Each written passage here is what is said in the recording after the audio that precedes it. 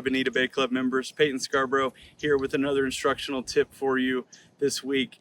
A couple weeks ago we talked about setting up for success with the driver. We'd mentioned our ball position being relative to the center of our body, finding it somewhere off the left shoulder.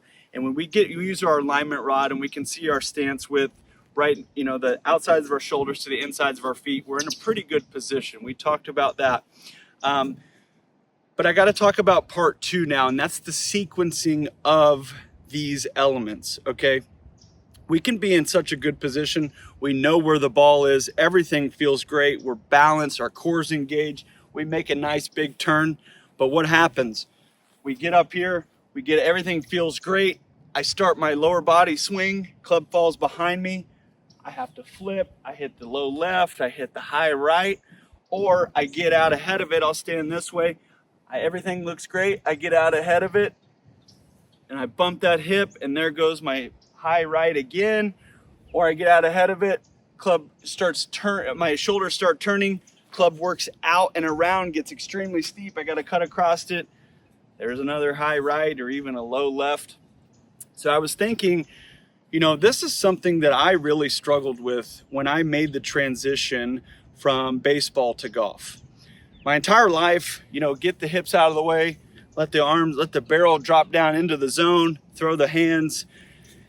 That doesn't work in golf. The ball's moving at you in baseball. You have to match the plane of the pitch coming in. There's just a lot of elements that we don't really even need to consider in golf because the ball's sitting on the ground. So I said, why is this so hard for me to figure out? And I figured it out. I took a baseball bat and I said, okay, if I was gonna hit a 95-mile-an-hour fastball, I would not leave the bat on my shoulder, rotate my hips, and then try to get the barrel there that way, because the best thing I could do would be hit it in the first base dugout or hit my teammate on the on-deck circle. Don't wanna do that. So I figured, okay, what would I do if that guy's throwing 95, especially if it's inside, to where you have zero time basically to rotate, uncoil, and try to drop the barrel in the zone and try to hit it fair. Well, we're taught in baseball to get this knob going this way as fast as you can. So I thought, if I can get the knob of the bat to move that much and then I can swing through it, that makes sense. Well, another little training aid that I used to feel that, or to train that hands moving faster, was this alignment rod. Because even if I crow hopped into it and tried to really swing it, I would not uncoil and then flick my wrist that way like we sometimes do with a driver. I figured, okay, I'll create that fixed point that I can rotate around and really sling my arms around my lead side. So I figured, okay, that makes sense too.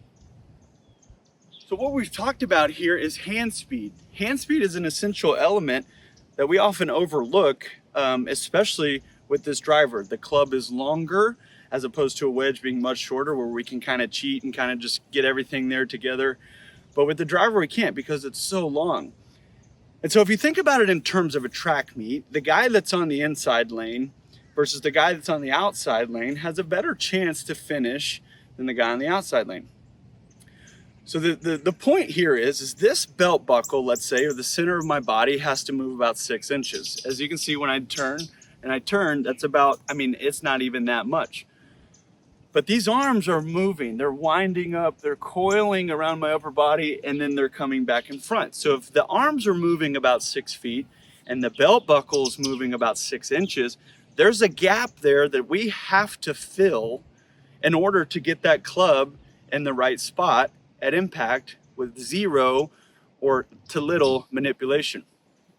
So how we're gonna feel that is when we coil up and we get ready to go, we're gonna feel like the back stays to the target and my left hip and the grip move at the same time. And what that's gonna do is that when that left hip turns, this hands are accelerating down. You notice my back's still relatively close to the target, and we're gonna get those hands moving right back into the center of our body. Well, you say, Payton, how are we gonna do that? Because everything kind of feels good, but how am I gonna get those hands going? So from the start, if we are set up how we have talked about in the previous videos, we're set up in our stance width, or in our natural athletic position. the hands and the sternum moving together. So now we're connected. We've created the leverage that we need. So now it just becomes basically initiate the downswing with your hands. As they come down, rotate through, and you just have to turn the corner because you've already created the fixed point on your lead leg based on your stance width and your natural balance. If you have any questions, please reach out. I'd love to discuss this with you. This is one of my favorite things, especially the driver. I love teaching driver. I love talking about the driver. So if you have any questions, please let me know. If there's anything I can do for you, please reach out. I hope you have a great day.